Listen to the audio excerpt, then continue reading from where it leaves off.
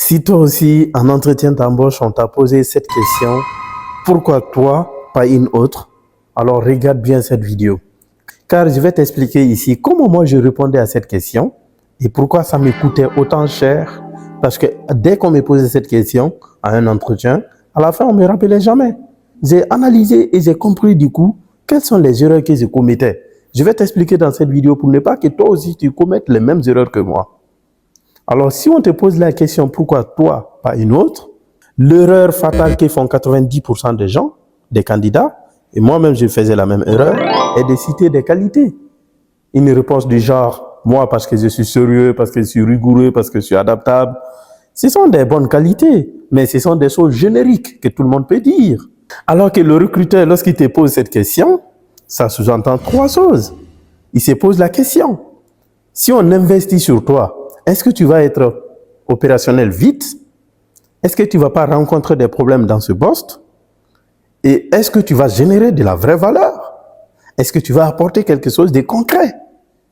Est-ce que tu es tout de suite opérationnel? Ce sont les questions que le recruteur se pose. Et comment répondre?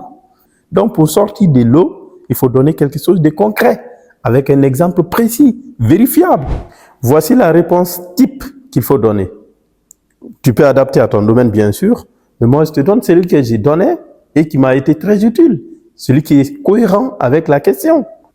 Donne donc une réponse du genre, moi, parce que j'ai travaillé sur tel projet, donne un projet concret qui va avoir un lien direct avec le poste recherché. Et je maîtrise tel outil, donne aussi un outil que tu vas utiliser pour effectuer les tâches demandées dans le poste. C'est pourquoi je suis sûr d'être rapidement autonome sur ce poste, sans rencontrer aucune difficulté pour effectuer les tâches. Voici donc l'exemple concret que moi j'avais donné.